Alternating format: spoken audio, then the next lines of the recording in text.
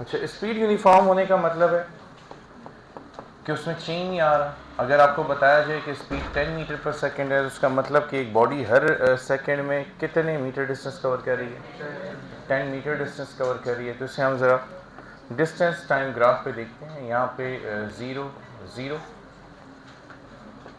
1 2 3 4, यहाँ पे distance in metre ले लिया जाएगा और टाइम इन सेकंड्स लिया जाएगा। तो पहले सेकंड के बाद 10 मीटर डिस्टेंस, दूसरे सेकंड के बाद 20, तीसरे सेकंड के बाद 30 मीटर और चौथे सेकंड के बाद 40 मीटर डिस्टेंस कवर हुआ है। अब बताइए पहले सेकंड में कितना डिस्टेंस कवर हुआ है? हाँ, तो इसीलिए स्पीड कितनी है, 10 मीटर पर सेकंड। दूसरे सेकंड में भी 10 मीटर डिस्टेंस कवर हुआ है, इसीलिए स्पीड 10 मीटर पर सेकंड है। तीसरे सेकंड में भी 10 मीटर डिस्टेंस कवर हुआ है, इसीलिए स्पीड 10 मीटर पर सेकंड है। तो हर सेकंड में इक्वल डिस्टेंस कवर हो रहा है। फिर हम डिफाइन करेंगे वेरिएबल स्पीड को।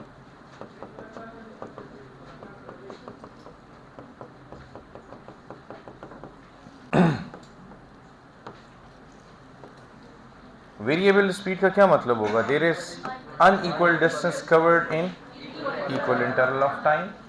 तो यहाँ पे इसको ग्राफिकली अंडरस्टैंड करेंगे।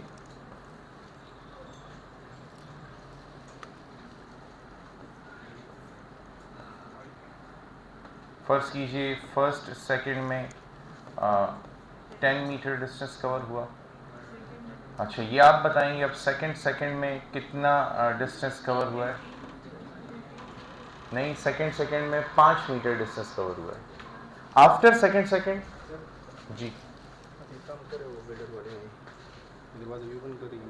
हाँ ठीक है, कर लें, नो इश्यूज। अच्छा, फिर थर्ड सेकंड में 26 ले लें, ठीक है, 26 मीटर ले लें। कितना डिस्टेंस कवर हुआ है? 11 मीटर डिस्टेंस कवर हुआ है। अब पहले सेकंड में स्पीड क्या थी? इट इज़ 10 मीटर पर सेकंड। दूसरे सेकंड में स्पीड क्या थी? 5 मीटर पर सेकंड। और तीसरे सेकंड में स्पीड 11 मीटर पर सेकंड। तो क्या बॉडी एक कांस्टेंट स्पीड से जा रही है? नहीं, चेंजिंग स्पीड। हर इंस्टेंट में स्पीड चेंज हो रही है। थर्ड यहाँ पे हमारे पास जो कॉन्सेप्ट है, that is a concept of instantaneous speed.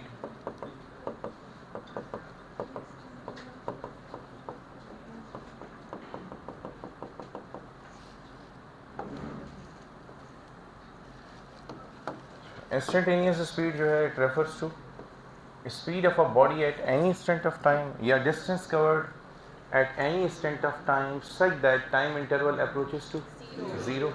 तो इंस्टेंटेनियस स्पीड को मैथमेटिकली हम लिखते हैं v इंस्टेंटेनियस इज, वालेकुम अस्सलाम, limit delta t approaching to 0 delta s upon instantaneous speed. देखिए, आपने फाइंड किया पहले या नहीं? कभी फाइंड किया आपने इंस्टेंटेनियस स्पीड? पहले नहीं की। ये 6 दफ़ा तो करवाई है। ये जितना भी मैंने करवाया है, ये ऊपर क्या था? इंस्टेंटेनियस स्पीड थी ना। ये देखें, ये सारी यहाँ पे यहाँ पे यहाँ पे इन तीनों केसेस में ये सारी इंस्टेंटेनियस स्पीड्स थी जो मैंने आपको कैलकुलेट करवाई हैं। समझ आ गई बात की? अच्छा, ग्राफिकली इंस्टेंटेनियस स्पीड को कैसे कैलकुलेट करते हैं? तो ग्राफिकली इंस्टेंटेनियस स्पीड को हम कैलकुलेट करते हैं बाय ड्राइंग अ टेंजेंट। हाँ, डिस्टेंस टाइम ग्राफ की स्लोप का टेंजेंट ड्रॉ कर दें तो आप इंस्टेंटेनियस स्पीड निकाल सकेंगे। कैसे निकाल सकेंगे ये ज़रा आप लोगों को मैं समझाता हूँ। जैसे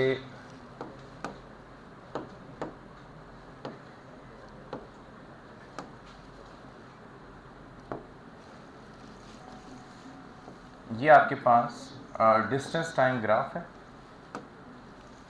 ये रहा डिस्टेंस, ये रहा टाइम, और for example distance time graph कुछ यूँ है। अब आप किसी पॉइंट पर इंस्टेंटेनियस स्पीड फाइंड करना चाहते हैं, वो ये वाला पॉइंट है। इस पॉइंट पर आप बॉडी की इंस्टेंटेनियस स्पीड फाइंड करना चाहते हैं, तो इस पॉइंट पर इंस्टेंटेनियस स्पीड फाइंड करने के लिए क्या करेंगे? इस पॉइंट का टेंजेंट ड्रॉ करेंगे। टेंजेंट क्या होता है? जो किसी कर्व को एक सिंगल पॉइंट पर टच करता हुआ गुजरे, किसी कर्व को एक सिंगल पॉइंट पर टच करता हुआ गुजरे, वो टेंजेंट कहलाता है। अब ये देखें इस टेंजेंट की स्लोप कैसे कैलकुलेट होगी, तो आप यहाँ पे इसकी बेस भी ड्रॉ करें और इसका परपेंडिकुलर भी ड्रॉ करें, खुद तो ये हाइपोटेन्यूज है ना। तो अब ये डिस्टेंस मतलब ये लेंथ किस में मैयर होगी, ये वाली लेंथ किस में मैयर होगी? टाइम में। स्लोप निकालनी है ना आपको, ये वाली लेंथ किस में मैयर होगी? टाइम में। ये वाली लेंथ किस में मैयर होगी? डिस्टेंस में। स्लोप का क्या फार्मूला होता है? हाँ, delta Y by X, it is delta Y by X. हाँ, राइज बाई रन। अब अगर फर्ज कीजिए कि ये हम यहाँ पे ग्राफ पे ढूंढेंगे कि इसकी क्या वैल्यू है, ये हमें ग्राफिकली पता चलेगा। देखेंगे यहाँ से आप परपेंडिकुलर ड्रॉप करें, चेक करें इधर डेल्टा टी कितना है, तो यहाँ से डेल्टा टी मिलेगा। और इसी तरह यहाँ से आप परपेंडिकुलर दो ड्रॉप करें तो यहाँ से आपको डेल्टा वाई मिल जाएगा। समझ आई ना? ये डेल्टा एक्स है और ये वैल्यू डेल्टा वाई है, ये वाली वैल्यू। ठीक है, इसी तरह यहाँ पे तो मैंने एरो बनाया हुआ था, हाईलाइट कर देता हूँ ये वाली। तो अगर डेल्टा वाई फर्ज कीजिए कि 3 मीटर हो और ये टी जो है ये 1 सेकेंड हो, तो इस ग्राफ की स्लोप क्या देगी? Which is equal to speed. तो इस ग्राफ की स्लोप आपको स्पीड देगी। इसलिए हमने कहा कि इंस्टेंटेनियस स्पीड को ग्राफिकली कैसे फाइंड करना है?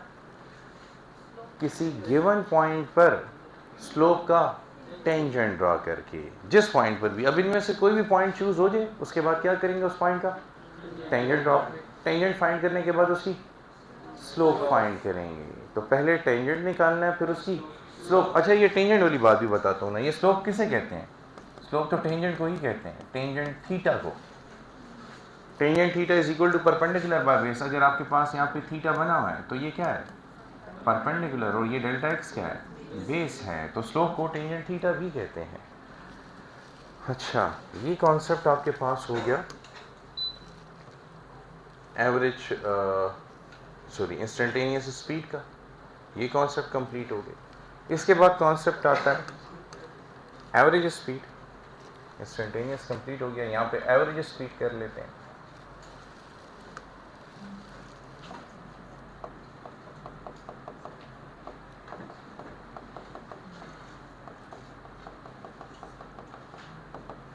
What is average speed?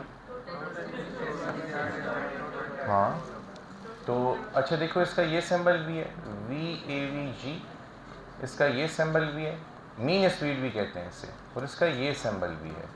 ये वेरियस सिंबल्स हैं। तो average speed is equal to, अगर टोटल डिस्टेंस डेल्टा एस है और टोटल टाइम, इसको आप कैसे फाइंड करते हैं? टोटल डिस्टेंस को final distance minus initial distance divided by final time minus ये final position minus initial position, final position minus initial position और final time minus initial time. ये मैं आपको अप्लाई करके सिखाऊंगा कि इसको कैसे यूज़ किया जाता है।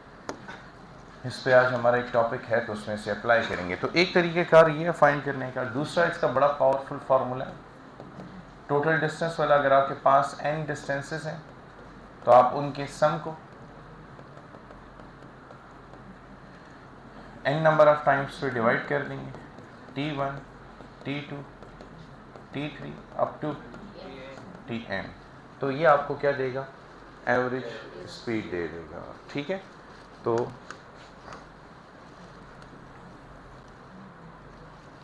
इसको भी आप यूज़ कर सकते हैं। अच्छा, अब यहाँ पे देखें, जब आपको डिस्टेंसेस डिफरेंट टाइम में जो कवर हो रहे हैं वो दिए गए हों, तो आप एवरेज स्पीड कैसे निकाल लेते हैं? इस फार्मूले के तहत निकाल लेते हैं। एक क्वेश्चन देता हूँ, इसके ऊपर आप अटेम्प्ट करें।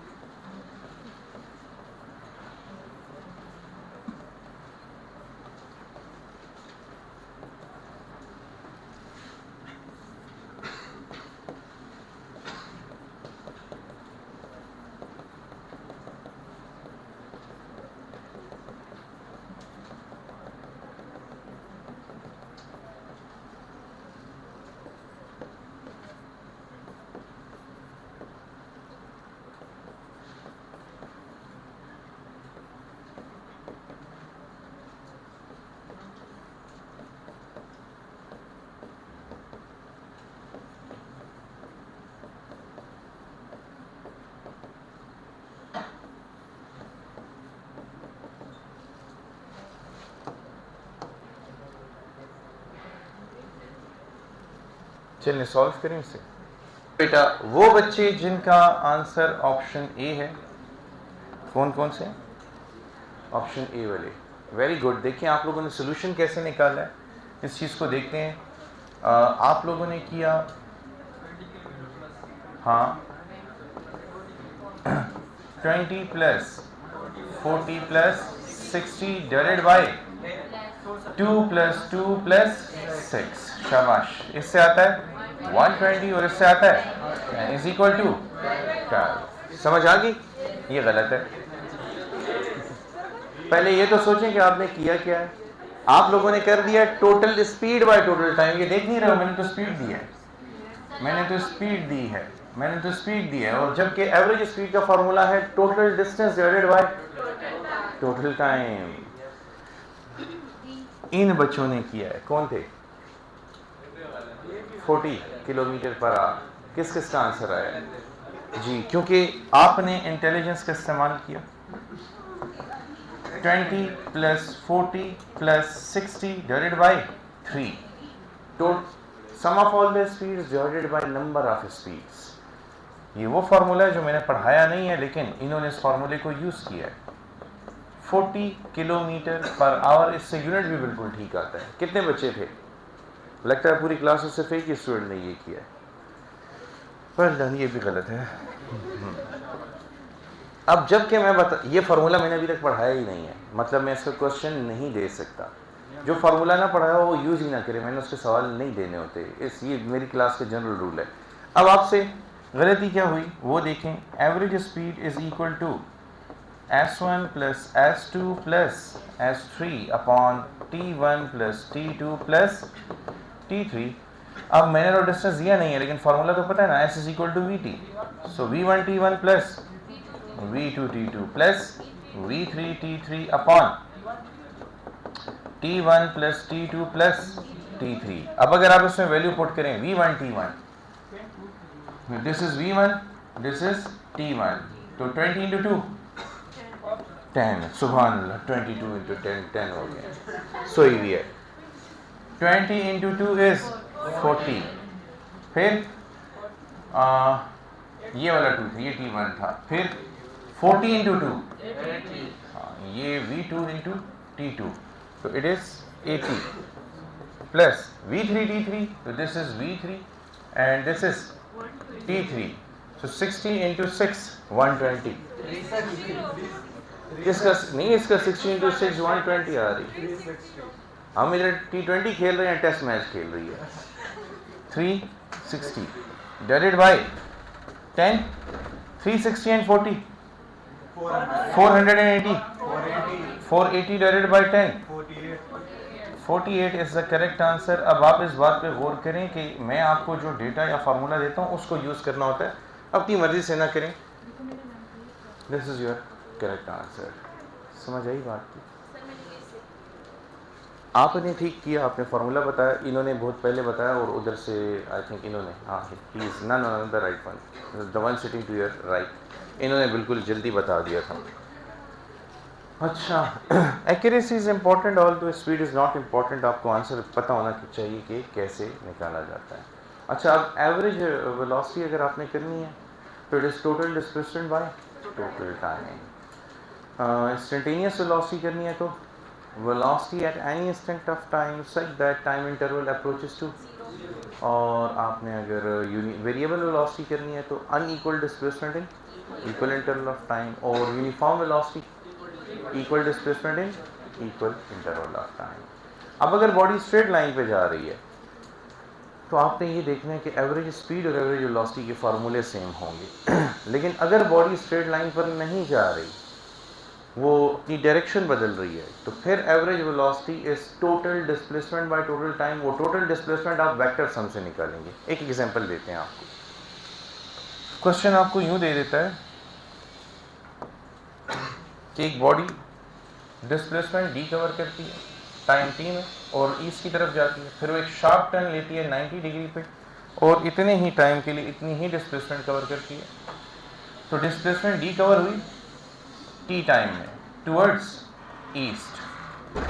फिर बॉडी ने शार्प टर्न लिया और उसने डिस्प्लेसमेंट डी कवर की टी टाइम में टुवर्ड्स नॉट। आपने इस बॉडी की एवरेज वेलोसिटी बतानी है। अब एवरेज वेलोसिटी फाइंड करने के लिए एवरेज वेलोसिटी का मैग्नीट्यूड बताना है, तो एवरेज वेलोसिटी का magnitude is equal to total displacement s1 plus s2 का vector sum divided by total time which is t1 plus t2। ठीक है, हाँ बिल्कुल। अब यहाँ पे टोटल डिस्प्लेसमेंट फाइंड करने के लिए आप अप्लाई करेंगे कौन सा थ्योरम, पाइथागोरस थ्योरम। तो ये जो एवरेज डिस्प्लेसमेंट यहाँ पर आएगी इट इज कैसे आएगी, square root s1 square plus s2 square. ठीक है जी, divided by t plus t, क्योंकि t1 भी t के बराबर है, t2 भी t के बराबर है। So average is equal to, ये किसके बराबर होगा, square root s square plus s square upon t plus t। ये तो 2t था ना, तो बस इसको 2t लिख देते हैं। और ऊपर से क्या आएगा, square root 2s square upon 2 which is square root 2 into s upon 2 which is s by square root 2। समझ आ गई? एक मिनट क्या 2t मिस हो गया मुझसे, सॉरी, ये t था, ये t। अब बताइए s बाई t किसके बराबर होता है, v के बराबर होता है, तो it is v by square root 2। तो अगेन जब भी आपके पास वेक्टर्स आ जाए तो आप वेक्टर सम लेंगे, वेक्टर सम का फार्मूला ऑपरेट किया करेंगे। वही है ना, square root a square plus b square plus 2ab cos theta, लेकिन यहाँ पे तो एंगल 90 है, तो cos 90 0, वो सब कुछ खत्म होके पाइथागोरस थ्योरम ही बच जाता है। अच्छा, ये मैंने आप लोगों को करवा दिया एक MCQ एवरेज वेलोसिटी पर भी। अच्छा, ये वाला स्टेप जो आप लोगों को क्लियर करता हूँ, ये square root 2 by 2 is equal to 1 by square root 2। Square root 2 by 2 अगर आप इसको मल्टीप्लाई कर दें स्क्वायर रूट 2 से और डिवाइड भी कर दें स्क्वायर रूट 2 पे, इक्वेशन बैलेंस रहेगी। लेकिन square root 2 into square root 2 becomes square root 2 whole square divided by 2 square root 2। Cancel होंगे दोनों, क्या रिजल्ट आएगा, 2 डिवाइडेड बाय 2 स्क्वायर रूट 2 आएगा। अगेन 2 इंटू कैंसिल हो जाएगा, क्या बचेगा, तो ये एक्सप्लेनेशन होगी इसकी। अच्छा, इसके बाद कॉन्सेप्ट आएगा एक्सेलरेशन का।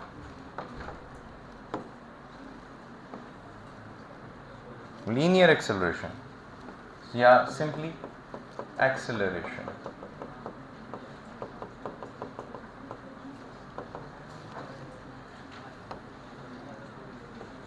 डिफाइन करेंगे, सिंबलाइज करेंगे, मैथमेटिकल फॉर्म बताएंगे।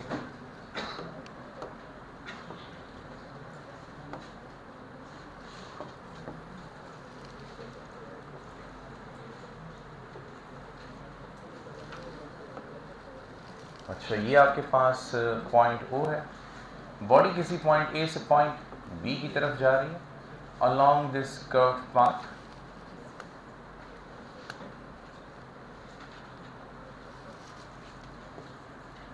अच्छा, पॉइंट A और B पे अगर बॉडी की वेलोसिटी फाइंड करनी हो तो इस कर्व का टेंजेंट ड्रॉ करें।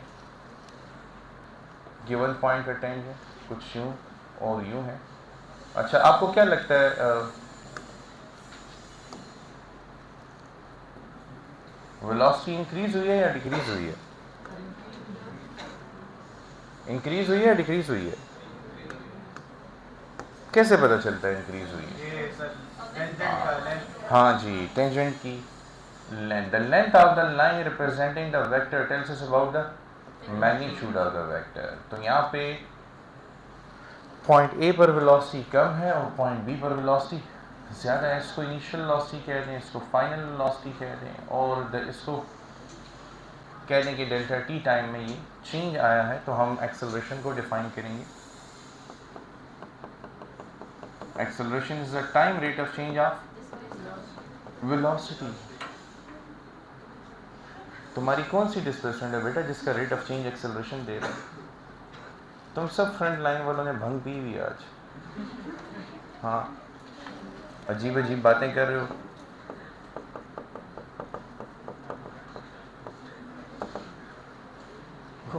वो कहती है 60 इंटू 20 6 नहीं 60 इंटू 6 60 इंटू 6 120। ये कह रही है rate of change of displacement is called acceleration. आप दोनों बेटा दरमियान से उठ जाए, नहीं तो वायरस आप दोनों को भी लगेगा।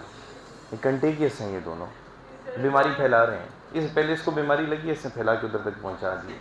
तुम दोनों बोलो जरा कि मुझे कुछ पता चले, कोई आंसर तो मुझे पता चले। हाँ ये भी बीमार हो चुकी है, गए बच्चे बीमार हो गए। अच्छा तो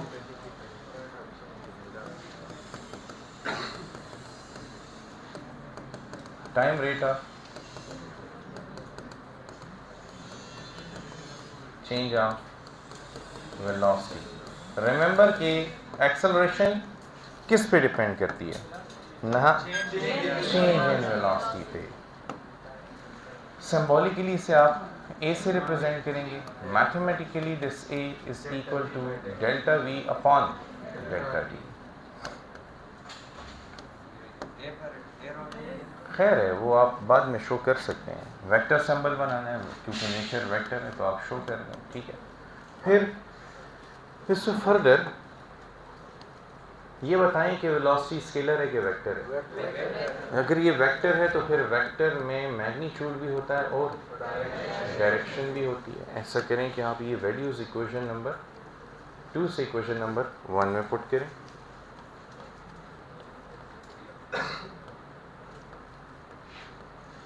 तो put 2 in 1 we get A is equal to delta V into unit vector divided by delta T। अब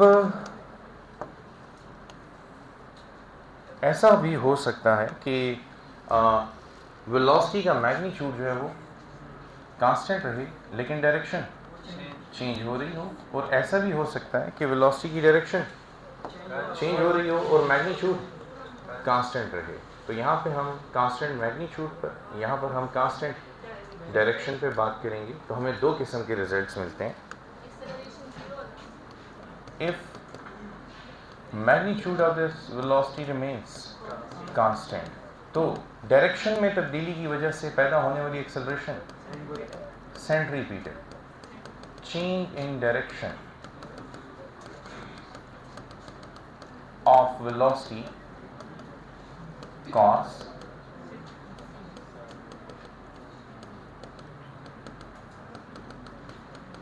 centripetal acceleration given by formula AC is equal to v square by r। ये आपके कोर्स में भी है, इसे chapter number 5 में derive भी करेंगे इंशाल्लाह कि फार्मूला आता कैसे। और अगर direction of velocity is constant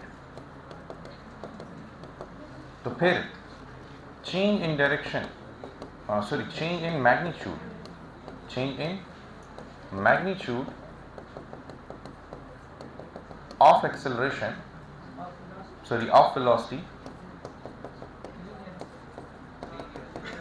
is called linear or tangential acceleration given by formula at is equal to delta v divided by delta t। तो इसको लीनियर या टेंजेंशियल और इसको रेडियल या सेंट्रीपिटल एक्सेलरेशन कहते हैं। लीनियर वेलोसिटी की ही बात हो रही है। अगर लीनियर वेलोसिटी की डायरेक्शन में चेंज आए तो सेंट्रीपिटल एक्सेलरेशन, लीनियर वेलोसिटी के मैग्नीट्यूड में चेंज आए तो फिर आपके पास टेंजेंशियल नहीं, एंगुलर एक्सेलरेशन एंगुलर वेलोसिटी में तब्दीली की वजह से पैदा होती है। लीनियर वेलोसिटी में चेंज की वजह से दो किस्म की एक्सेलरेशन है। आपके टोटल कोर्स में 3 एक्सेलरेशन है। लीनियर एक्सेलरेशन जो लीनियर वेलोसिटी के मैग्नीट्यूड में तब्दीली की वजह से, रेडियल या सेंट्रीपिटल एक्सेलरेशन जो लीनियर वेलोसिटी की डायरेक्शन में चेंज की वजह से है, और third one is angular acceleration जो एंगुलर वेलोसिटी में चेंज की वजह से पैदा होती है। फिर आप देखें इसका यूनिट क्या होगा। अच्छा, इसमें ऐसा यूनिट तो सबको पता होता है ना, CGS यूनिट क्या है? अच्छा, ऐसा यूनिट पहले लिख दें, it is metre per second square. CGS unit is centimetre पर सेकेंड स्क्वायर। अब अगर वेलोसिटी में चेंज 1 सेंटीमीटर पर सेकेंड हो हर एक सेकेंड में, तो फिर एक्सेलरेशन को कहते हैं 1 गैलीलियो।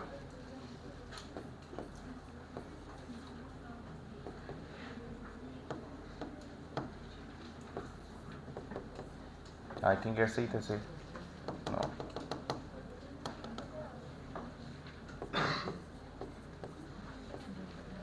ये in the name of in the honour of Galileo जो है एक्सेलरेशन के इस यूनिट को नेम किया गया। अब आपके कोर्स में इस वक्त चैप्टर नंबर 3 में सिर्फ एक ही एक्सेलरेशन डिस्कस होने वाली है, ये वाली। सेंट्रीपिटल को हम चैप्टर नंबर 5 में ऑलरेडी देखेंगे एंगुलर एक्सेलरेशन के साथ। पहले इसे अंडरस्टैंड करते हैं कि ये जो एक्सेलरेशन है, जब हम लिखते हैं कि it is delta we by delta T, तो इसका फिजिकल मीनिंग क्या होता है? जैसे हम कहते हैं ना एक्सेलरेशन है 10 मीटर पर सेकेंड स्क्वायर, तो इसका मतलब होता है कि 10 मीटर पर सेकेंड का चेंज आ रहा है वेलोसिटी में हर एक सेकेंड में। इसका मतलब कि अगर acceleration 10 metre per second square है तो एक सेकेंड के बाद वेलोसिटी क्या होगी? अगर acceleration 10 metre per second square है तो एक सेकेंड के बाद वेलोसिटी क्या होगी? 10, क्योंकि मतलब ही यही है ना कि एक सेकंड में कितना चेंज आया? 10। 2 सेकंड के बाद, 3 सेकंड के बाद, 4 सेकंड के बाद, यस। तो ये एक्सेलरेशन है जिसे हम कहते हैं rate of change of velocity. अच्छा, नेक्स्ट इसमें the definition of acceleration is in accordance with which equation of motion? First, second या थर्ड? थर्ड तो कभी नहीं हो सकती, थर्ड में तो टाइम ही नहीं है। अगर मैं थर्ड इक्वेशन ऑफ मोशन लिखूं, a is equal to V F square minus V square divided by, हाँ, तो it's first equation V F is equal to V I plus a T, V F minus V I divided by T is equal to A. So ये किसे represent कर रहा है? Delta we को, और उस टी को आप डेल्टा टी से रिप्लेस कर दें तो एक्सेलरेशन, डेफिनेशन जो है एक्सेलरेशन की, it is in accordance with first equation of motion. समझ आ गई बात? अच्छा, ये तो फर्दर एक्सप्लेनेशन हो गई। अब ये जो एक्सेलरेशन है, it can be uniform, it can be non uniform, instantaneous and average. तो we discuss these terms. Uniform acceleration,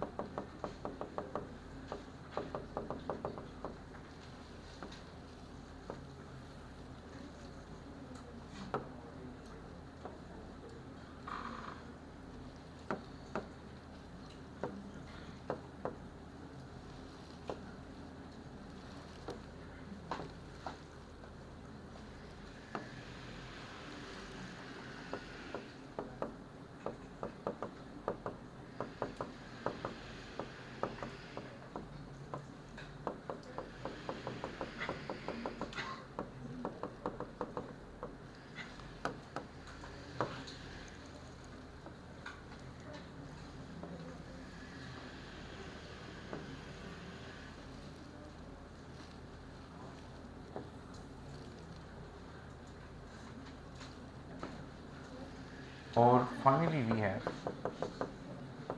average acceleration.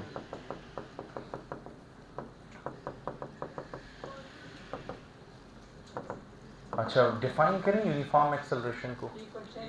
Equal change in velocity in variable को, unequal change in velocity in equal interval of time. Instantaneous को change in velocity at any instant of time such that time interval approaches to 0. कौन से graph की slope acceleration देगी? Velocity time. अब अगर आपको instantaneous acceleration चाहिए तो क्या करेंगे? वेलोसिटी टाइम ग्राफ की स्लोप पर किसी भी पॉइंट का टेंजेंट ड्रॉ करेंगे। मैं आपको फिर से मिसाल देता हूँ, मैंने अभी भी आपको टीच किया लेकिन दोबारा टीच करूँगा ताकि ये कॉन्सेप्ट जो है आपके स्ट्रांग हो जाएं, इनको भी हम यूज़ भी करेंगे इंशाल्लाह। अच्छा, कौन सा ग्राफ ड्रॉ करें? वेलोसिटी टाइम ग्राफ फर्ज कीजिए कि इस शेप का है। अब इस ग्राफ में किसी भी पॉइंट पर, फॉर एग्जांपल इस पॉइंट पर आपको कहता है कि क्या बता दो, एक्सेलरेशन। इस पॉइंट पर क्या बता दो, एक्सेलरेशन। तो स्टेप 1 क्या है कि हम इस गिवन पॉइंट का टेंजेंट ड्रॉ करेंगे, ठीक है। तो हम इस गिवन पॉइंट का टेंजेंट ड्रॉ कर देते हैं। जब टेंजेंट मिल जाएगा तो फिर क्या करेंगे, उसकी स्लोप निकालेंगे, उसकी स्लोप निकालेंगे, ठीक है। और स्लोप कैसे कैलकुलेट करते हैं, तो यहाँ पे स्लोप कैलकुलेट करेंगे again by using formula delta Y upon delta X. अच्छा, स्लोप निकालने के लिए फिर देखते हैं कि हमें क्या क्या वैल्यूज अवेलेबल हैं। सो ये किसे रिप्रेजेंट कर रहा है, डेल्टा टी को, और ये किसे रिप्रेजेंट कर रहा है, डेल्टा वी को। एक्स का लॉन्ग क्या है, टाइम है, इसलिए डेल्टा टी है। वाई का लॉन्ग क्या है, इसलिए ये डेल्टा वी है। अब अगर मैं यहाँ पे लिख दूँ delta we by delta T, तो ये क्या रिजल्ट आएगा, कौन सी, इंस्टेंटेनियस। समझ आ गई। एवरेज एक्सेलरेशन को डिफाइन करें, it is the total change in velocity divided by total time, ठीक है। तो delta we by delta T लिख सकते हैं आप। ये आपके पास एक्सेलरेशन को अंडरस्टैंड करने के लिए वेरियस टर्म्स थी। अच्छा,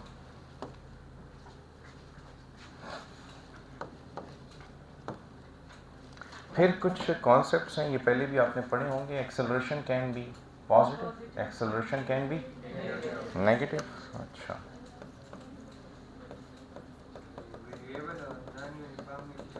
कोई फर्क नहीं है, दोनों का मतलब है कि चेंज आ रहा है।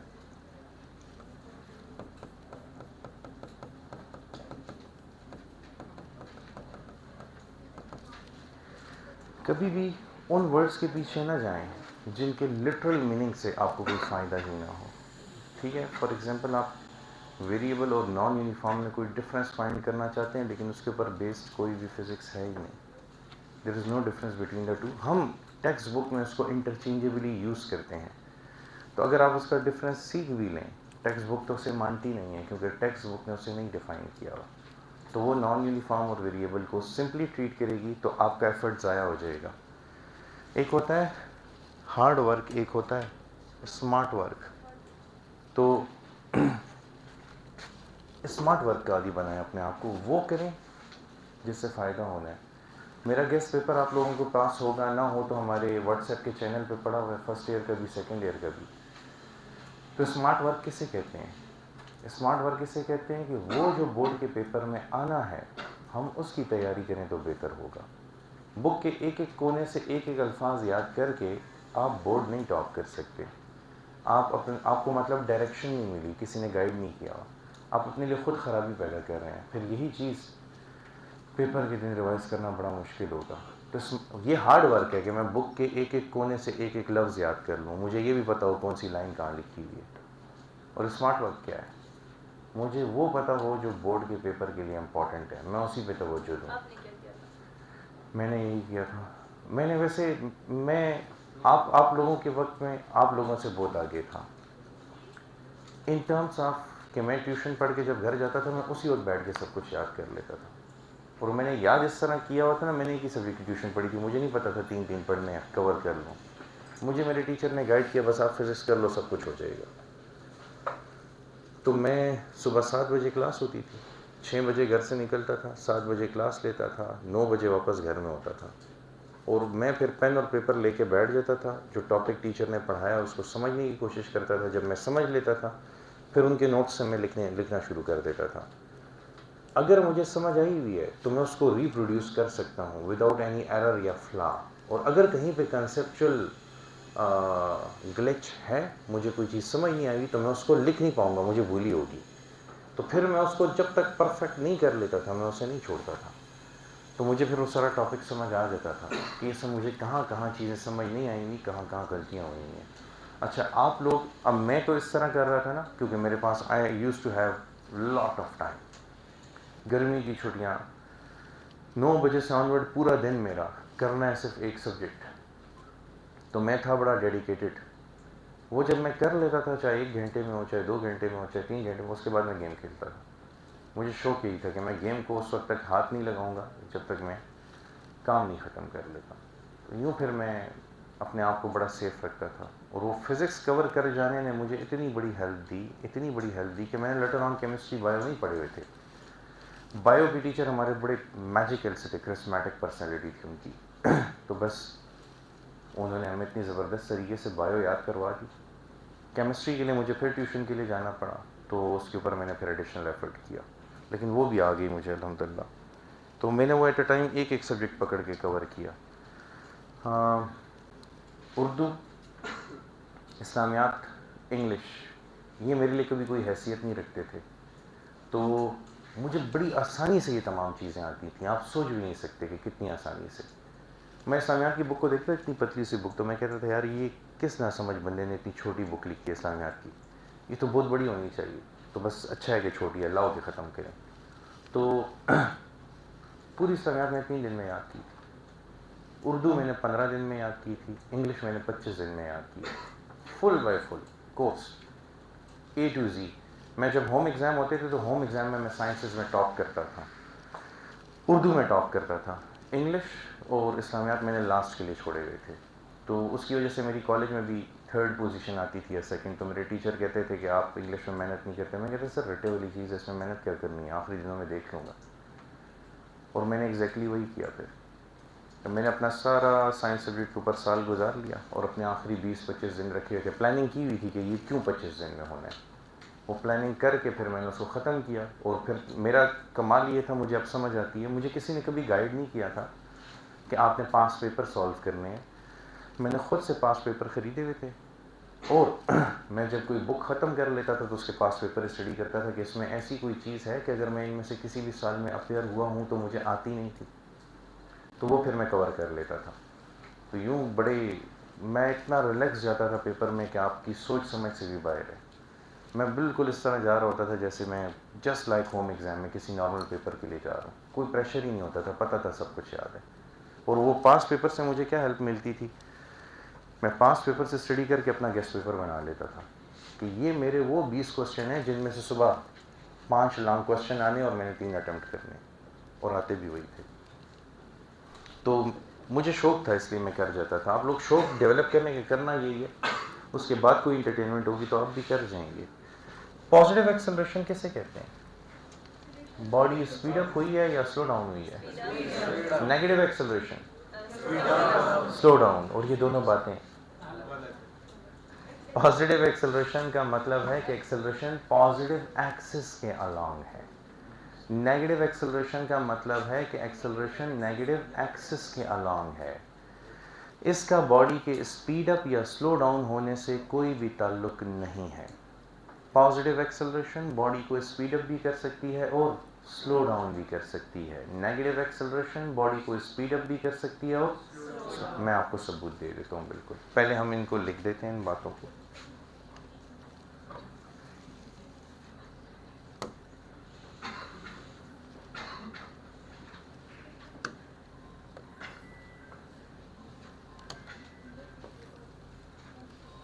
बेटा ये किसकी बज रही है इतनी देर से घंटी?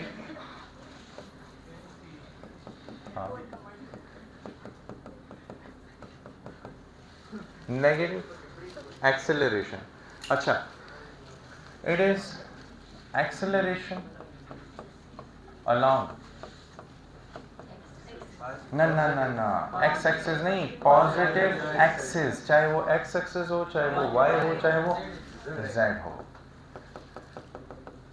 ठीक है। और नेगेटिव में आ गया, it is acceleration along negative axis.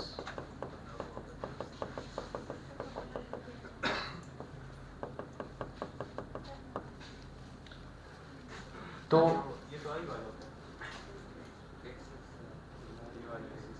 आई वाला था, एक्स एक्सिस नहीं, x axis, axis of rotation, हाँ ठीक है। तो एक्सिस और एक्सिस। अब चाहे एक्सेलरेशन देखें, अच्छा चाहे एक्सेलरेशन यूं हो A I, या एक्सेलरेशन यूं हो A जे ए जे, या एक्सेलरेशन यूं हो ए के। ये सारी एक्सेलरेशंस कौन सी हैं? पॉजिटिव। अगर एक्सेलरेशन यूं हो माइनस ए आई, या यूं हो माइनस ए जे और माइनस ए के, तो ये एक्सेलरेशन नेगेटिव एक्सेलरेशन होगी। किसी एक को साबित कर देते हैं, लाइक नेगेटिव एक्सेलरेशन बॉडी को स्पीड अप भी कर सकती है और स्लो डाउन भी कर सकती है। ठीक है, बॉल तो नहीं है किसी के पास? बॉल दो, क्रिकेट बॉल। बॉल नहीं है तो जेब में क्या ढूंढ रही हो? धोखे देने के लिए? दो इधर, टेप दे दो। ये क्या किया हुआ है? ऐसे ऐसे करती हैं आप फर्क टाइम में। सेंट्रीपिटल क्या? फोर्स। अच्छा, हाँ नहीं, मुझे भी समझ आई है, ऐसे इमरजेंसी के लिए रखा हुआ है कि कोई बात करे तो आंख में मार दूँ। हाँ, डिफेंसिव सिस्टम काफी स्ट्रांग है। वो मिर्चों वाले स्प्रे रखा होगा आंखों में डालने के लिए, नहीं रखा हुआ? अच्छा, इलेक्ट्रिक वाला रखा हुआ है।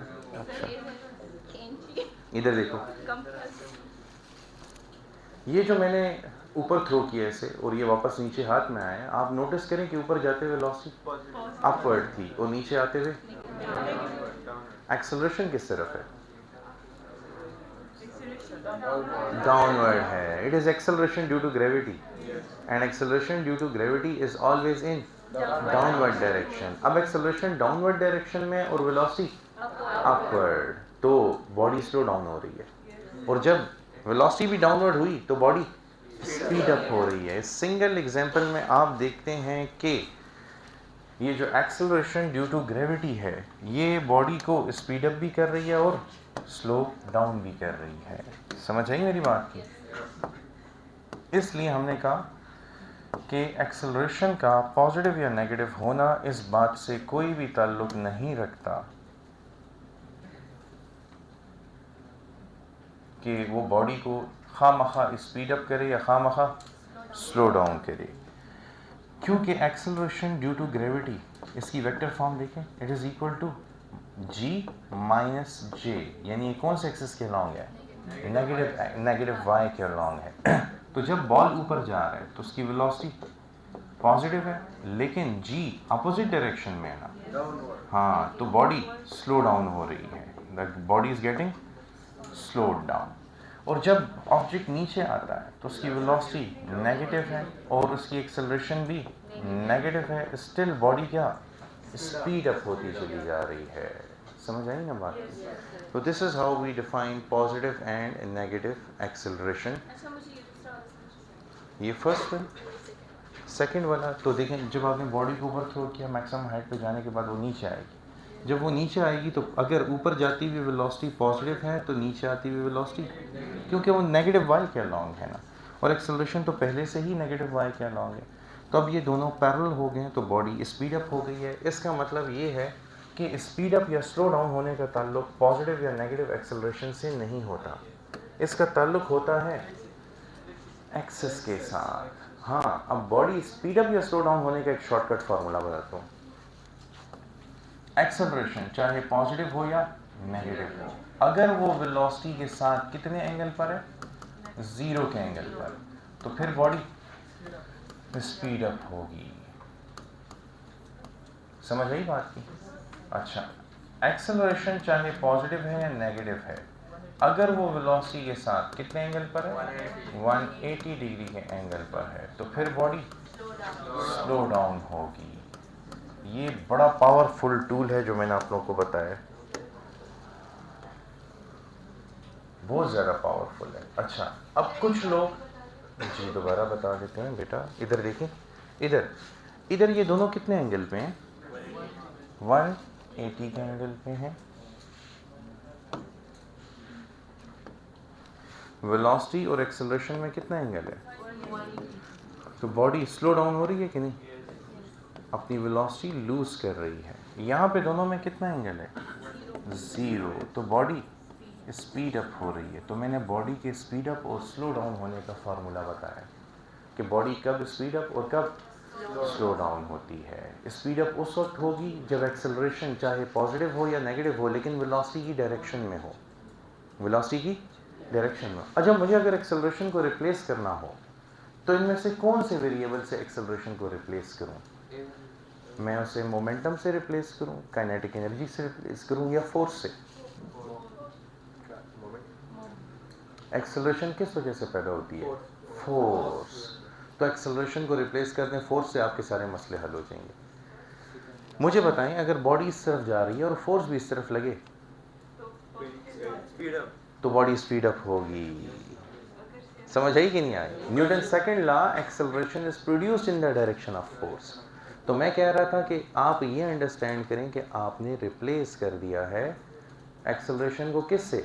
अपनी कॉज से। अब बॉडी की वेलोसिटी इस डायरेक्शन में, आप फोर्स इसी डायरेक्शन में लगा रहे हो तो स्पीड अप होगी ना। लेकिन बॉडी इधर जा रही थी और आपने फोर्स इस तरफ लगा दी है तो स्लो डाउन होगी ना। तो आप फोर्स या एक्सेलरेशन को एक ही ट्रीट किया करें। टेबल में? कौन से टेबल में? वो जो वेलोसिटी फोर्स का समझा रहे थे। हाँ बिल्कुल, वो भी मैंने आप लोगों को बताया था। वहाँ पर भी सेम सिचुएशन थी कि अगर फोर्स वेलोसिटी के पैरेलल होगी तो बॉडी स्पीड अप हो जाएगी, टेंजेंशियल एक्सेलरेशन उसमें पैदा होगी। बहरहाल राइट नाउ ये टारगेट पूरा हुआ। अब लोग नेगेटिव एक्सेलरेशन को किससे कंफ्यूज करते हैं? डीसेलरेशन से। हाँ, डीसेलरेशन या इसको रिटार्डेशन ही कहने को फर्क नहीं पड़ता। तो वो हमारी 9 क्लास की बुक में लिखा था। हाँ, negative is also called deceleration. अब आपकी फर्स्ट ईयर की बुक में लिखा है और मैंने लिखा है कि some people confuse negative acceleration with deceleration. Negative acceleration can speed up and slow down the object, but deceleration always slow down. जी बेटा,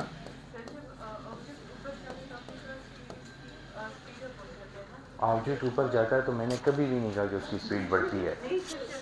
नजर नहीं आ रहा, मैंने क्या स्लो डाउन होती, लिखा हुआ भी है। हाँ हाँ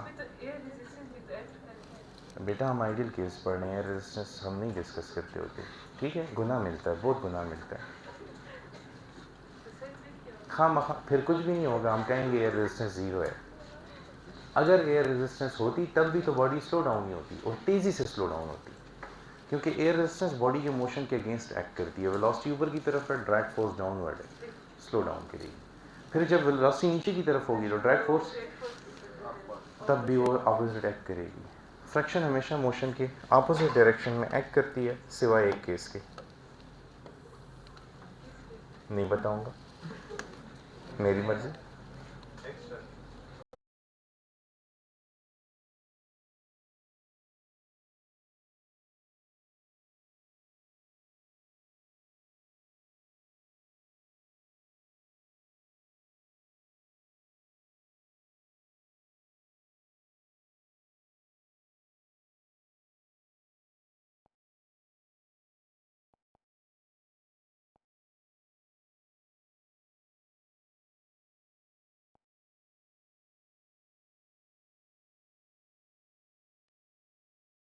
देगा, आपने क्या पूछा? नेगेटिव नेगेटिव एक्सेलरेशन, पूरा क्वेश्चन पूछे। करेगा बॉडी को, तो ये तो अभी हमने पढ़ा। देखें, जब हम ऑब्जेक्ट को ऊपर थ्रो करते हैं तो वेलोसिटी ऊपर की तरफ है, एक्सेलरेशन नीचे की तरफ है, ऑब्जेक्ट स्लो डाउन हो रहा है। अब जब ये ऑब्जेक्ट नीचे आ रहा है तो एक्सेलरेशन तो अभी भी नेगेटिव है लेकिन वेलोसिटी भी, अब ऑब्जेक्ट स्पीड अप हो जाएगा। अच्छा, नेक्स्ट टॉपिक है हमारे पास average speed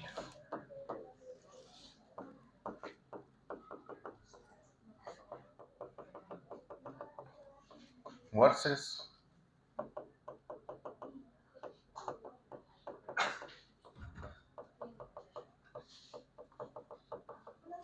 average velocity. Comparison ये है कि एवरेज स्पीड क्योंकि total distance by total time है तो it is always positive. Average speed is always positive, लेकिन average velocity can be, yes, it can be positive, it can be negative, it can be zero भी। इसका magnitude zero भी हो सकता है, तो हमें इसका कंपैरिजन ट्रेस आउट करना है। देखिए फर्ज कीजिए एक बॉडी राउंड ट्रिप पर है।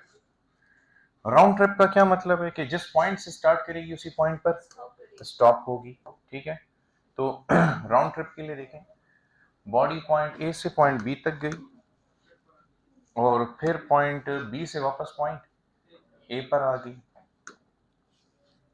तो ये है पॉइंट ए, ये है पॉइंट बी। बॉडी ने पॉइंट ए से पॉइंट बी तक जाते हुए जो डिस्टेंस कवर किया S1 वो 25 मीटर है in an interval of 5 second. फिर बॉडी बी से ए तक वापस आती है, तो इसने जो डिस्टेंस कवर किया है it is again 25 meter in 5 second. अगर मैं इसकी एवरेज स्पीड कैलकुलेट करूं तो average speed is total distance upon total time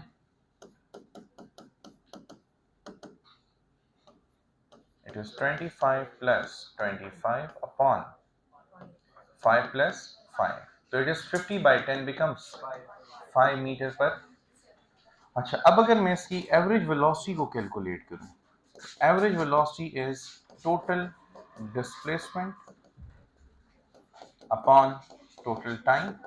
तो टोटल डिस्प्लेसमेंट, अब देखें जो डिस्प्लेसमेंट S1 है वो किसके बराबर है, 25 meter in along positive X axis, along positive X axis, ठीक है, प्लस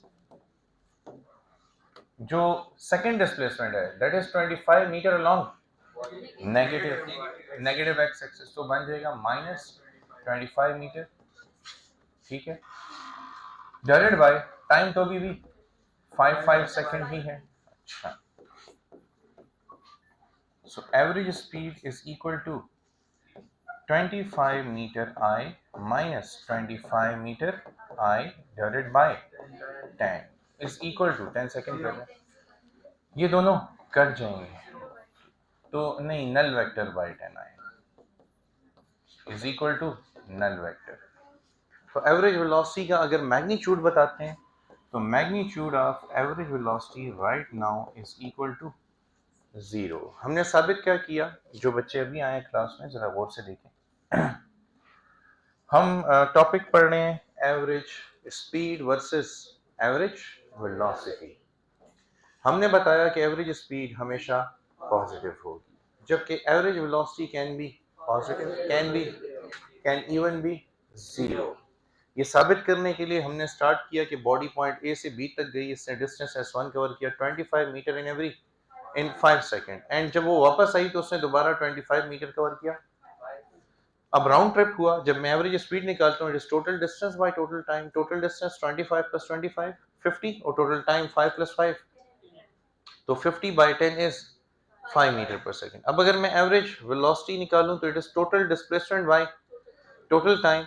अच्छा, जो x axis positive X axis के अलॉन्ग डिस्प्लेसमेंट है दैट इज 25 मीटर आई, और जो नेगेटिव एक्स एक्सिस के अलॉन्ग डिस्प्लेसमेंट है दैट इज -25 मीटर आई। तो 25 मीटर आई प्लस माइनस, तो ये दोनों कैंसिल, रिजल्ट क्या आएगा, जीरो वेक्टर या नल वेक्टर, और मैग्नीट्यूड अगर निकालें तो जीरो। तो अब इससे डिफरेंशिएशन शुरू हो गई है कि एक क्वांटिटी स्केलर है और एक क्वांटिटी वेक्टर है। तो जो क्वांटिटी वेक्टर है वो पॉजिटिव, नेगेटिव या जीरो हो सकती है, उसके ऊपर पाबंदी लगी हुई है, लेकिन जो स्केलर है वो कभी नेगेटिव नहीं हो सकती। अब दूसरे केस में हम एक टेबल बना लेते हैं और फिर कंपैरिजन करते हैं। जरा टेबल निकाल लें मेरी गाइड में या बुक में, ताकि टेबल से हम वैल्यूज ले लें।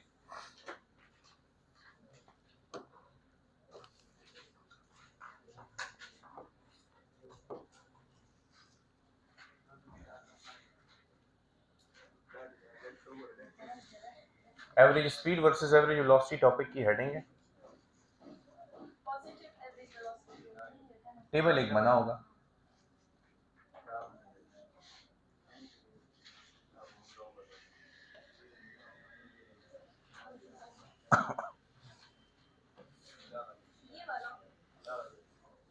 हाँ, ये वाला टेबल है बिल्कुल। पहले कॉलम में हेडिंग होगी पोजीशंस की, चेक करें। दूसरे कॉलम में हेडिंग होगी टाइम की। तीसरे कॉलम में हेडिंग होगी डिस्टेंस फ्रॉम मीन पोजीशन। तो देखें यहाँ पे position A B, C, D, E और F होंगी। फिर टाइम यहाँ पे इन सेकंड्स है, यूनिट यहाँ पे मेंशन होगा 10, 20, 30, 40, 50 एंड 60। फिर डिस्टेंस इन मीटर, ये डिस्टेंस फ्रॉम द ओरिजिन है। अच्छा, it is distance from origin in meter which is 30, then 52, then 38, then minus 37, then 53। अच्छा, पहले तो टेबल को स्टडी करें। वो कह रहा है जब बॉडी पोजीशन ए पे थी तो कितना टाइम लगा पहुंचने के लिए? 10 सेकंड लगे, और इस दौरान उसने डिस्टेंस कितना कवर किया? बताइए इंस्टेंटेनियस स्पीड क्या है, या average speed, sorry average speed, total distance bye, तो डिस्टेंस कितना है, टाइम कितना है, 3 मीटर पर सेकेंड। फिर दूसरे में बताएं, ए से बी तक पहुंचते हुए कितना डिस्टेंस कवर हुआ? ए से बी तक पहुंचा डिस्टेंस, हाँ 22। टाइम कितना लगा? 10 सेकेंड। तो 22 मीटर, क्योंकि आप 52 माइनस 32 करोगे, 30 करोगे, 52 माइनस, आप ये देख रहे हैं कि 10 सेकंड में कितना डिस्टेंस कवर हुआ ए से बी तक पहुंचने में। फर्ज करो ये ए जो है ये एक स्टॉप है, ये बी दूसरा स्टॉप है, ये सी तीसरा स्टॉप है। तो बॉडी ओरिजिन से ऑलरेडी 30 मीटर के फासले पे थी। जब वो पॉइंट बी पर पहुंची तो उसने 22 मीटर मजीद कवर किया। अब total distance from the origin कितना है? 52 है। तो डिस्टेंस जो कवर हुआ है इसे जर्नी में वो कितना है? 22। कितने सेकंड में? तो स्पीड क्या होगी? 2.2। बताइए फिर यहाँ से यहाँ तक पहुंचने में कितना डिस्टेंस कवर हुआ है बी से सी में? हाँ, ये मैंने लिख दिया कि ये हम ए से बी तक आए थे। अच्छा, अब बताएं अगेन, 38 माइनस 52 माइनस 14 कितने टाइम में? 10 सेकंड में। कहां से कहां पहुंचे? बी से सी। रिजल्ट क्या आया? अच्छा, ऊपर स्पीड है, नीचे टाइम है, यूनिट क्या होगा? Metre per second. समझ आई कि नहीं आई? अच्छा देखो, यहाँ पे स्पीड पॉजिटिव है और यहाँ पे नहीं, स्पीड नहीं, वेलोसिटी। यहाँ पे पॉजिटिव है और यहाँ पे, तो ये बात तो हमने कही थी ना, यही तो हम बताना चाह रहे थे। ये क्या बताना चाह रहे थे हम? कि average speed is always, but average velocity can B zero. तो साबित हो गया कि नहीं? अभी तो वैसे ये टेबल टच किया, आगे भी करते हैं मजीद। तो ये बताएं, अब बी से सी से डी, नहीं, फाइनल माइनस इनिशियल होता है। -38, 0 minus 38 is -38 divided by 10 is equal to meter per second. इसी तरह final minus initial, -37 minus 0 divided by 10 is -3.7 meter per second. फिर इन दोनों को सब्ट्रैक्ट करें तो -37, no, -53 minus -37 divided by 10 which is minus minus plus, तो -16 divided by 10 is equal to -1.6 metre पर।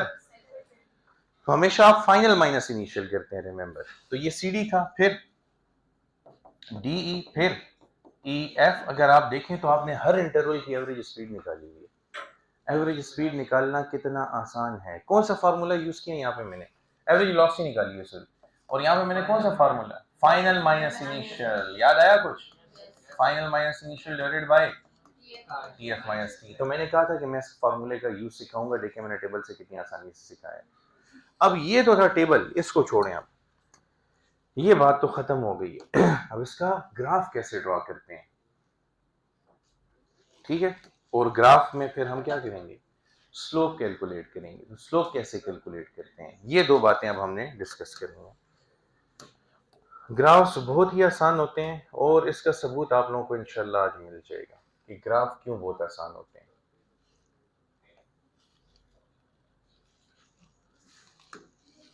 अच्छा, यहाँ पे हम लेंगे डिस्टेंस, ओरिजिन, टाइम,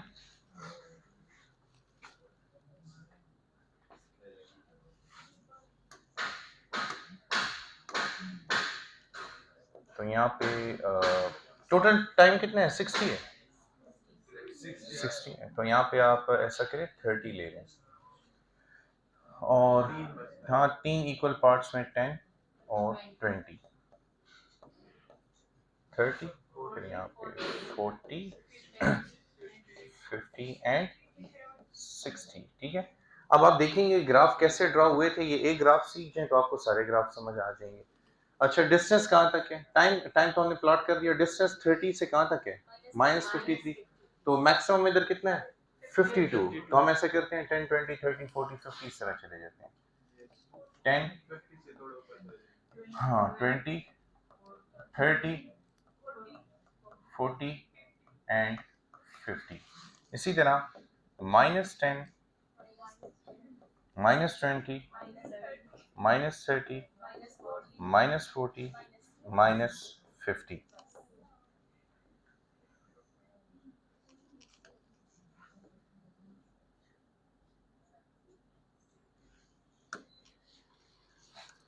ओके, अब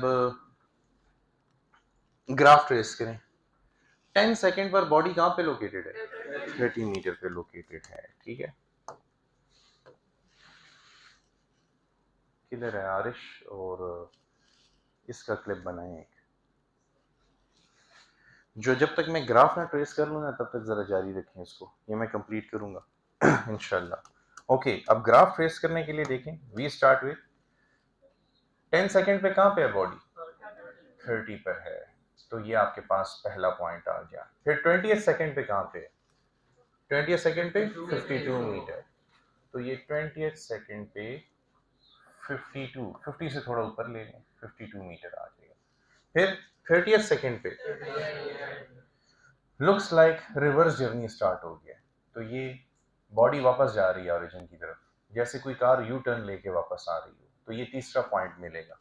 फिर तो वो तो यहाँ पे है क्योंकि ओरिजिन पे पहुंच चुकी है बॉडी 40 पे। ठीक है, फिर 50 सेकंड पे -37, 40 से थोड़ा सा ऊपर -37 होगा, तो यहाँ पे 50 सेकंड पे आया ऐसा, तो ये हमने नेक्स्ट पॉइंट ड्रॉ कर दिया। फिर 60 सेकंड पे -53, तो -53 50 से थोड़ा सा आगे होगा, और ये 60 सेकंड पर हो रहा है, तो यहाँ पे हम ज्वाइन कर देते हैं इसे।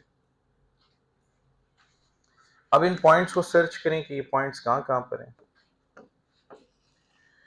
तो पहला पॉइंट ए, फिर ये बी, सी, डी, ई और एफ। इन पॉइंट्स को का नॉमेनक्लेचर लिख दें पहले।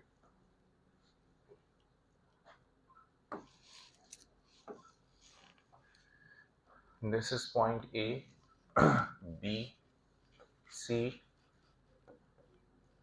No, this is D, this is E, this is F. समझ आई?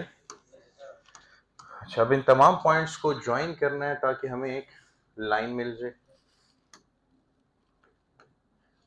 अच्छा, स्टार्ट यहां से होगा। ठीक है,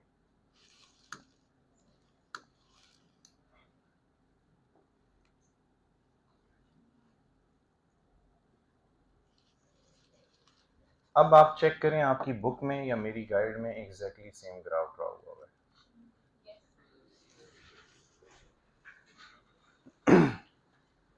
समझ आई? दिस इज इट, ये आपका ग्राफ है। अब इस ग्राफ की स्लोप्स हम फाइंड करेंगे डिफरेंट पॉइंट्स पर, और उन स्लोप से, उस स्लोप के से हमें क्या मिलना है, एवरेज वेलोसिटी। अब कैसे इस ग्राफ से हम स्लोप निकालते हैं उसको देखेंगे।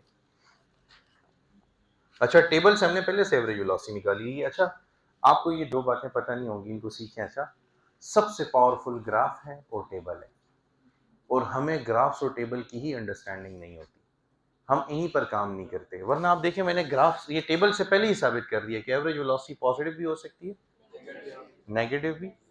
समझ आई कि नहीं आई? अब यही बात ग्राफ से भी साबित करनी हो तो कैसे करेंगे, तो ये लें ग्राफ से शुरू कर लेते हैं।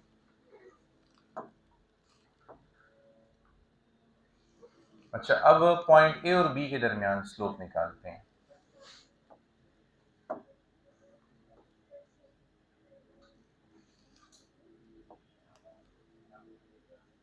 तो आप ऐसा करें, पॉइंट ए और बी को एक स्ट्रेट लाइन से ज्वाइन करें, और फिर इस स्लोप की बेस भी निकालें और परपेंडिकुलर भी है। स्लोप का चेंज इन वाई भी निकालें और चेंज इन एक्स बी, ये बन गई स्लोप। अगर मैं कहूं कि ये स्लोप ए बी है तो स्लोप ए बी कैसे कैलकुलेट करेंगे? हाँ, delta Y by delta X से।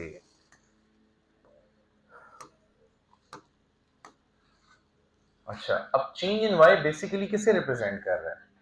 परपेंडिकुलर को। परपेंडिकुलर चेंज इन वाई कितना है एक्चुअली? 52 माइनस 30 है कि नहीं? It is point B minus point A होता है ना, तो ये 52 माइनस 30 जो यहाँ पे ग्राफ में भी है 52 माइनस 30, तो it is actually final y minus initial y divided by final x minus initial x।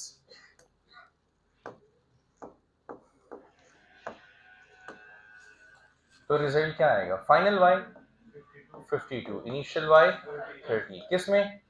Metres में। फाइनल x 20, इनिशियल x 10, किस में? सेकंड्स में। रिजल्ट क्या आता है? 52 minus 30, 22 by 10, 2.2 meter per second. This is average velocity. दूसरी slope को देखेंगे।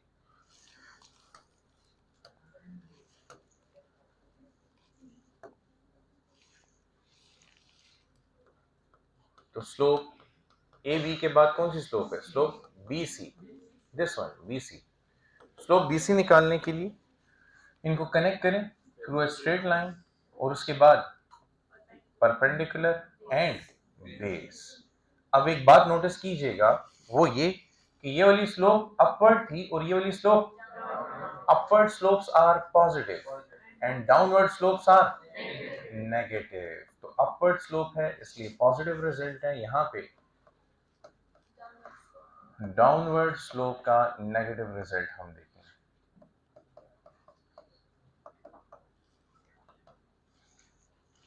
कैलकुलेट भी करें, it is again change in y upon change in x। Change in y final y minus initial y upon final x minus, इसको यूं भी कर सकते हैं yc minus yb upon tc minus tb। yc, c पे y की क्या value है?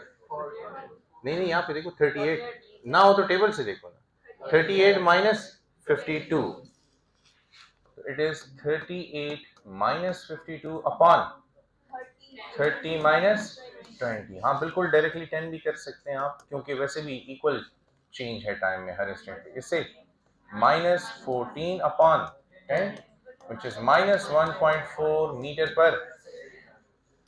अब आप चाहें तो B D, BE, BF, AC, AD, AE और एएफ सारे कैलकुलेट कर सकते हैं। अच्छा, आपने मुझे ये बताना है स्लोप्स यहाँ पे टोटल कितनी है? अच्छा, एक स्लोप है ए बी, दूसरी स्लोप, चलें ये भी कर लेते हैं। फिर फिर हाँ ए सी, फिर ए डी, फिर ए ई, फिर ए एफ। ए एफ आपको total displacement by total time पूरे ट्रिप के लिए, हाँ एवरेज वेलोसिटी दे देगी पूरे ट्रिप के लिए। इसमें कौन कौन सी स्लोप्स पॉजिटिव है? ए बी पॉजिटिव है, फिर इसके अलावा कोई स्लोप पॉजिटिव है? ए सी भी पॉजिटिव है। Upward slopes are positive. बेटा मैंने आपको आज आप ना बोले, अच्छा आज आपका दिन ही नहीं है। तो अपवर्ड स्लोप्स आर पॉजिटिव, इसमें दो स्लोप्स अपवर्ड थी, दोनों पॉजिटिव है। उसके अलावा देखो सारी डाउन ट्रेंड में जाती है। समझ आ गई ना?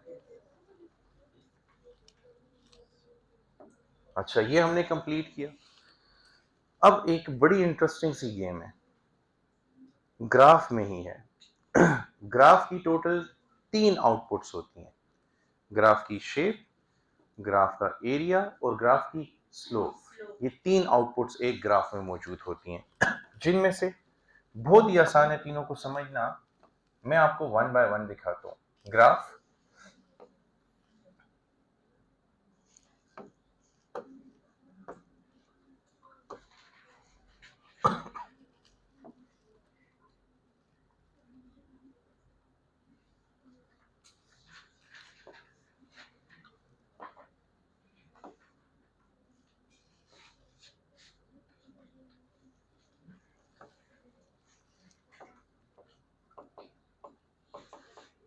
अच्छा, तो ये रहा ग्राफ। तो ग्राफ की 3 आउटपुट्स क्या है? ग्राफ की शेप, ग्राफ का एरिया और फिर ग्राफ की स्लोप। ठीक है, ये 3 आउटपुट्स ग्राफ में मौजूद हैं। अब शेप डिपेंड करती है एक्स और वाई के रिलेशन पे, कि जब आप दो क्वांटिटीज का ग्राफ ड्रा कर रहे हैं तो उनमें रिलेशन क्या है। मसलन हो सकता है कि y डायरेक्टली प्रोपोर्शनल हो x के, हो सकता है कि y डायरेक्टली प्रोपोर्शनल हो स्क्वायर रूट ऑफ x के, या स्क्वायर ऑफ x के, या क्यूब ऑफ x के, फिर जो भी पावर हो।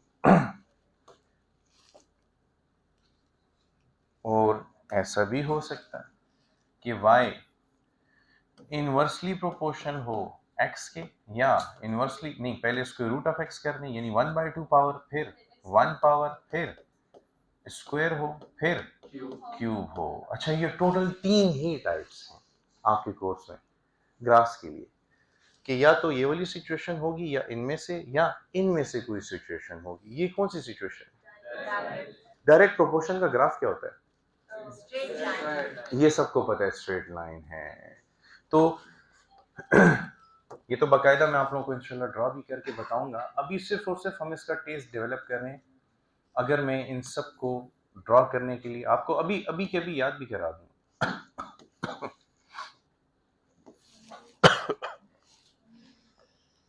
अच्छा, क्योंकि ये आपको पता है कि डायरेक्ट रिलेशन है, और डायरेक्ट रिलेशन का ग्राफ क्या होता है? स्ट्रेट लाइन होता है। स्ट्रेट लाइन होता है तो पता है आप डायरेक्टली यूं ड्रॉ कर रहे हैं, this is your straight line. अब जितने भी डायरेक्ट रिलेशन होंगे लेकिन पावर में होंगे, जितने भी डायरेक्ट रिलेशन हो लेकिन उनका ग्राफ पैराबोलिक शेप में होता है। The shape of the graph is called parabola. तो डायरेक्ट रिलेशन हो फर्स्ट पावर में तो इट इज स्ट्रेट लाइन, ये हमें पता चल चुका है।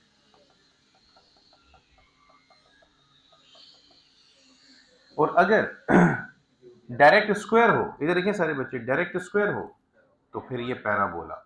और अगर स्क्वायर या क्यूब हो, स्क्वायर रूट के साथ था तो ये वाली शेप, स्क्वायर या क्यूब हो तो इस टाइप की शेप। तो ये कौन सा रिलेशन है? y is proportional to square root of x। और ये कौन सा रिलेशन है? y is proportional to x to power square या क्यूब, या जो भी हो। समझ आई? मैं फिर ये दोनों साबित करूंगा कि ये आया क्यों है, ये साबित करूंगा कि आया क्यों है। अभी मैं सिर्फ ये बता रहा हूं कि शेप किस पे डिपेंड करती है? रिलेशन पे। रिलेशन पता हो तो शेप का नाम पता होना चाहिए। शेप आई कैसे, वो बाद में बताएंगे। अच्छा, फिर इस किस्म के रिलेशनशिप हो y और x के, ठीक है, y और x, y और x, y और x के, तो फिर क्या होगा? फिर ये वाली शेप होगी, ठीक है। अच्छा, अगर ये सुने, अगर ये स्क्वायर रूट ऑफ x में होता तो स्लोली डिके करता, x में होता तो थोड़ा तेजी से डिके करता, और x स्क्वायर में होता तो और तेजी से डिके करता। तो ये कौन सा है? स्क्वायर रूट x वाला। ये कौन सा है? x वाला। और ये कौन सा है? x स्क्वायर वाला या क्यूब वाला। समझ आई? ये सारे आपके फर्स्ट ईयर और सेकेंड ईयर के कोर्स में मौजूद हैं। मसलन चलें इस पे एक एग्जांपल भी दे देते हैं। बताएं y is proportional to x, क्या मोमेंटम स्पीड के डायरेक्टली प्रोपोर्शनल है? Momentum is a product of, इसका मोमेंटम फोर्स और वेलोसिटी का प्रोडक्ट है। अब हम क्या कर सकते हैं? इसी तरह पॉलिटिशियन होते हैं, बिल्कुल, ये याद रखें। तबीयत मेरी खराब कर दी इससे।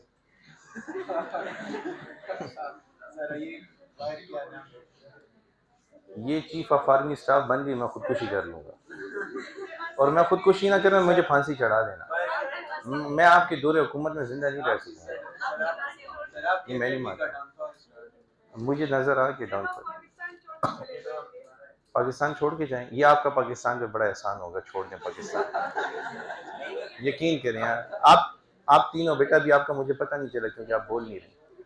आप तीनों बच्चे पाकिस्तान छोड़ दें, that would be very really nice for the future of Pakistan.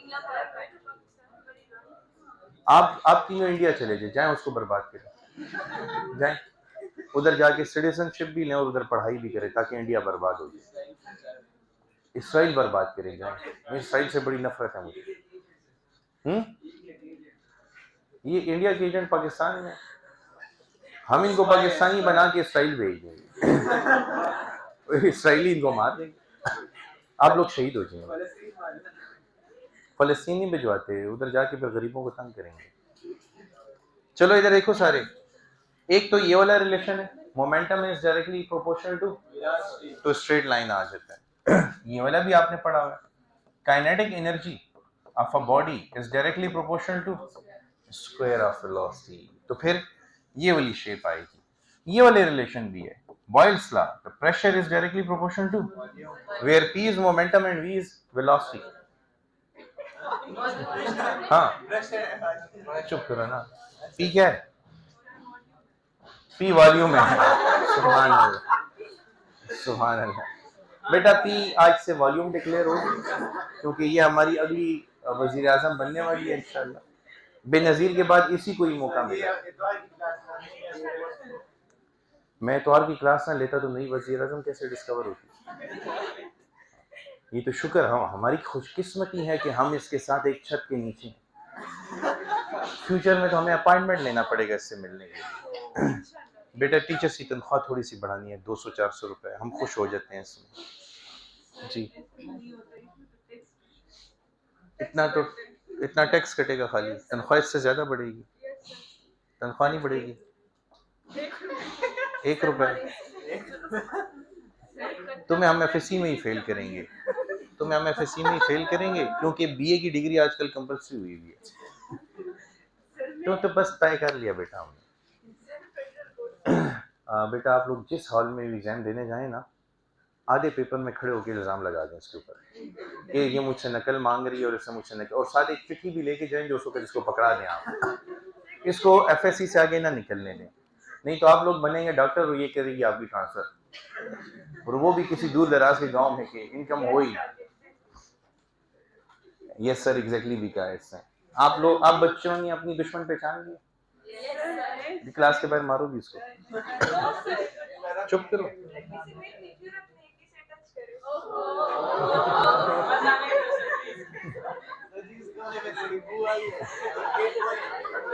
हाँ जलने की बुआ आ रही है, बहुत ज्यादा आ रही है।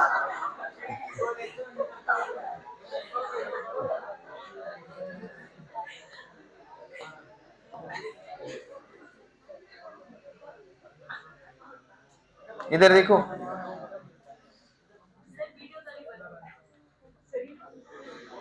इधर देखो सारे, एरिया में देखो। अब एरिया में क्या करते हैं, चलो गपशप बहुत होगी, आप लोग फ्रेश भी हो गए होगे।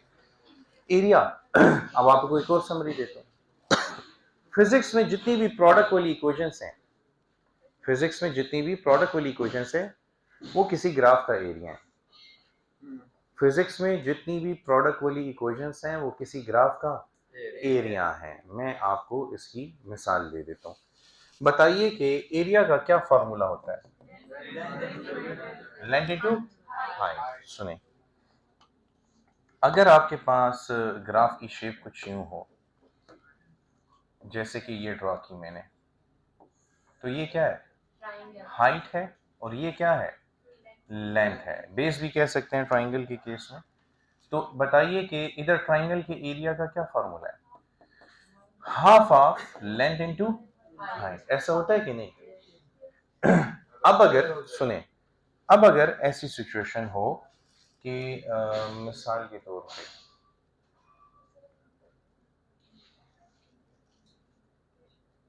यहाँ पे y की जगह मैं फोर्स ले लूं और x की जगह पे मैं डिस्टेंस ले लूं, तो इस ग्राफ का एरिया निकालें आप।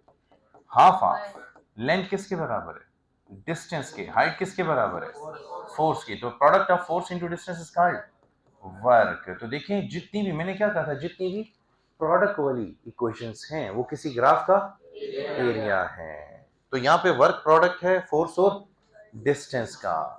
तो जब मैं फोर्स और डिस्टेंस का ग्राफ ड्रॉ करता हूं तो उसका एरिया मुझे क्या देता है? वर्क। तीसरी चीज की तरफ आ जाओ, इसी ग्राफ की स्लोप कैलकुलेट करो, ठीक है? ग्राफ अलग से ड्रॉ करते हैं और स्लोप निकालने। स्लोप तो खैर हमारी काफी प्रैक्टिस अब तक हो चुकी है स्लोप निकालने की। अच्छा देखिए स्टूडेंट्स, अगर ये ग्राफ एक स्ट्रेट लाइन है, यहाँ पे आपके पास वर्क है और यहाँ पर टाइम है। अब इसकी स्लोप निकालनी है, तो स्लोप निकालने के लिए किन दो चीजों का पता होना चाहिए? एक्स और वाई। तो ये इसका एक्स है जो टी को रिप्रेजेंट कर रहा है, और ये इसका वाई है जो डब्ल्यू को रिप्रेजेंट कर रहा है। अब बताइए, अगर मैं स्लोप निकालूंगा तो स्लोप किसके बराबर होगी? Work done per unit time, which is called as power. समझेंगे नहीं? तो फिजिक्स में जितनी भी क्वोशंट वाली, रेशो वाली इक्वेशंस हैं, वो सब किसी ना किसी ग्राफ की स्लोप्स बनेगी। अब मैंने आपको पूरी की पूरी फिजिक्स में ग्राफ्स के हवाले से समरी बना के दी है। इसको इस एक बोर्ड को मास्टर करें, और आप केपीके में मौजूद जितने भी स्टूडेंट्स हैं उनसे टॉप पे चले जाएंगे, बिल्कुल टॉप पे। वही पोजीशन होगी आपकी जो शाहीन की होती है, ईगल्स की होती है दूसरे परिंदों के मुकाबले में। एंड डोंट यू वरी, मैं अभी सिर्फ और सिर्फ चीजें याद करा रहा हूं। मैं नेक्स्ट लेक्चर में यहां से शुरू करके वहां तक ये शेप भी ड्रॉ करूंगा, ये शेप्स भी ड्रॉ करूंगा, ये शेप्स भी ड्रॉ करूंगा, ये भी करूंगा, ये भी करूंगा। इसके ऊपर मेरा अगला लेक्चर है पूरा इंशाल्लाह। इस वक्त सिर्फ ये याद रखें, 3 बातें। एक ग्राफ की कितनी आउटपुट्स हैं? कौन कौन सी? शेप किस पे डिपेंड करती है? एक्स और वाई के रिलेशन पे। अगर एक्स और वाई का डायरेक्ट रिलेशन हो तो, इनवर्स रिलेशन हो तो हाइपरबोला। हाइपरबोला ये मैं लिख भी देता हूं, मैंने यहाँ पे नाम नहीं लिखे थे, नाम लिख देते हैं। अगर डायरेक्ट हो किसी पावर में तो फिर कौन सी शेप है? पैराबोला। और अगर इनवर्स रिलेशन हो तो फिर हाइपरबोला होगा। तो शेप डिपेंड करेगी रिलेशन पे, तो तमाम इनवर्स रिलेशन का ग्राफ, तमाम डायरेक्ट रिलेशंस का ग्राफ स्ट्रेट लाइन, और direct relation other than first power parabola. ये होगी शेप। फिजिक्स में जितनी भी प्रोडक्ट वाली इक्वेशंस हैं वो कहां से मिलेंगी? किसी ग्राफ के एरिया से। और जितनी भी क्वोशंट वाली या रेशो वाली इक्वेशंस है वो किसी भी ग्राफ की स्लोप से मिलेंगी। समझ आ गई? Thank you for today.